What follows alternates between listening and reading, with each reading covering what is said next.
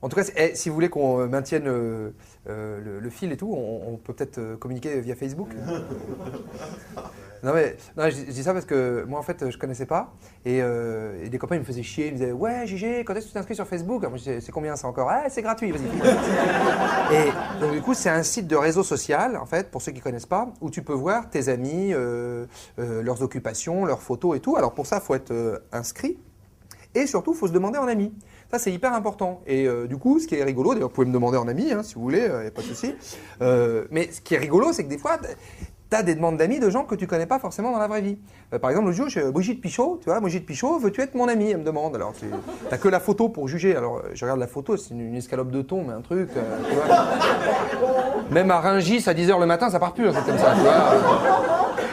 En plus, tu te dis, des photos qu'elle a, Brigitte, elle a mis la mieux. Donc, mais j'accepte quand même, tu vois, pour histoire d'avoir un peu des amis pour frimer.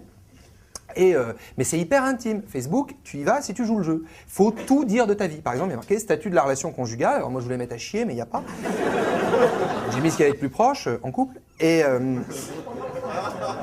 tu vois tout ce que font tes potes, puisqu'ils l'écrivent. C'est ça, c'est la mode Facebook. C'est-à-dire, tu fais un truc et tac, tu vas écrire ce que tu as fait. Tu vois.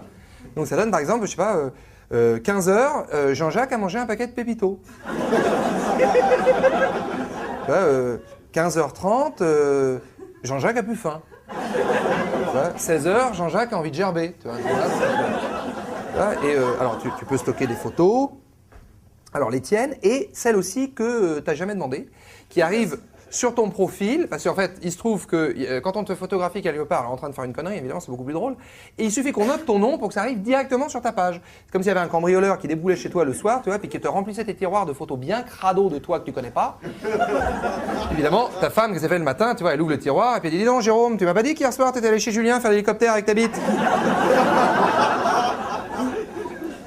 C'est en train de dire, la maman. Qu'il y a un gars avec ma gueule et mes fringues qui est allé chez Julien faire l'hélicoptère avec ma bite. Alors toi, tu veux retirer les photos, évidemment, mais tu peux pas. Parce que Facebook mentionne ce truc inouï. Facebook ne retire pas les photos au motif qu'elles vous sont pas flatteuses. Pardon? Donc ça veut dire qu'il y a 200 mecs, hein, dont mon boss, qui me matent le froc baissé, le cul dans la bière, en train de rouler une pelle à un réverbère, et on la garde. Bah foutu pour foutu, tiens, donnez-moi une copie que je la mette sur mes cartes de visite. Hein, puis tenez, voilà le mail de ma mère, elle qui se plaint toujours de ne pas avoir de mes nouvelles. Et donc, moi du coup, j'étais branché loisirs de la vraie vie. Mais ce que je savais pas, c'est qu'il y avait les loisirs Facebook qui existaient. Par exemple, alors loisirs de la vraie vie, ça on connaît tous, genre foot. On foot, loisirs de la vraie vie. Tu as envie de faire un foot, tu vas au stade de ta ville et puis tu t'inscris. T'attends qu'il y ait une dizaine de mecs qui ont un QI entre 30 et 40 et on fait une équipe.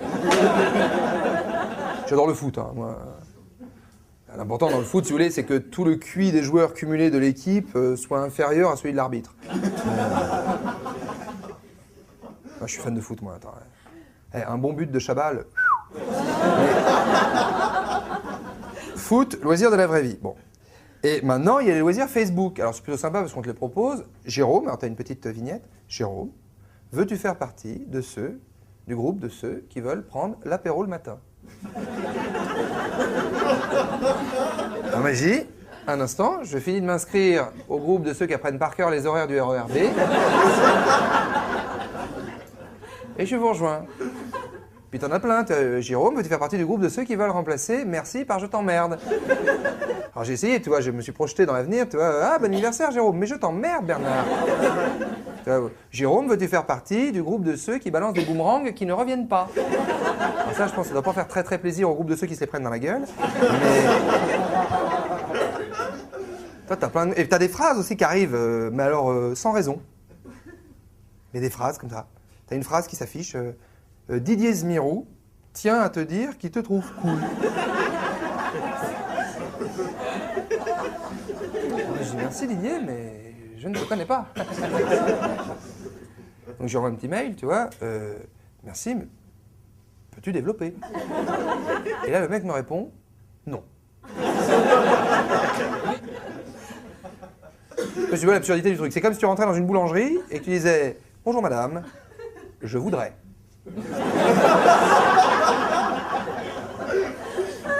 Alors là, la dame a dit, vous pouvez développer? Non. Tu me choisis ce que tu veux, la grosse, un macaron, une flûte, une quiche, mais t'as intérêt à tomber juste, sinon je te pète ta vitre.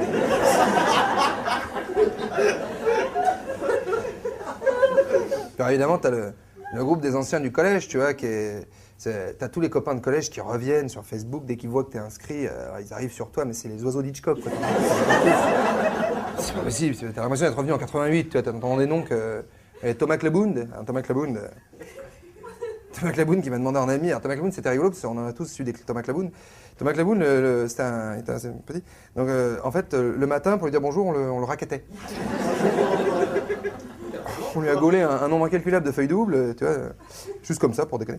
Et donc le mec, il me dit, est-ce que tu veux faire partie du groupe des anciens du collège de la classe de français de Madame Ferrand? Ah, t'es rigolote, Madame Ferrand, tu te souviens de Madame Ferrand?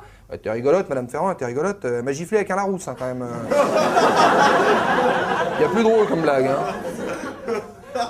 Ah, tu déconnes, on va faire une soirée spéciale, Madame Ferrand, on va l'inviter. Ah non, bah non, on va pas inviter Madame Ferrand, non. Parce que déjà, il y a 20 ans, elle était déjà super ancienne, Madame Ferrand, donc... l'heure qu'il est, elle doit être en maison de retraite en train de finir un collier de nouilles, tu vois. En plus, ce soir, c'est nocturne, on la fout au pieu à 6h30, donc... moi, c'est pour lui changer ses couches entre deux mojitos, donc je viens pas. Non, ça vaut la peine, non. Ah, Jérôme, ah, tu déconnes, hein. Bon, alors donc, je m'inscris quand même, tu vois, par curiosité. Et arrive une petite news du groupe des anciens de Madame Ferrand qui dit... Jérôme, samedi midi, déjeuner au restaurant des anciens de Madame Ferrand, hein, sans Madame Ferrand, retenue au Père-Lachaise.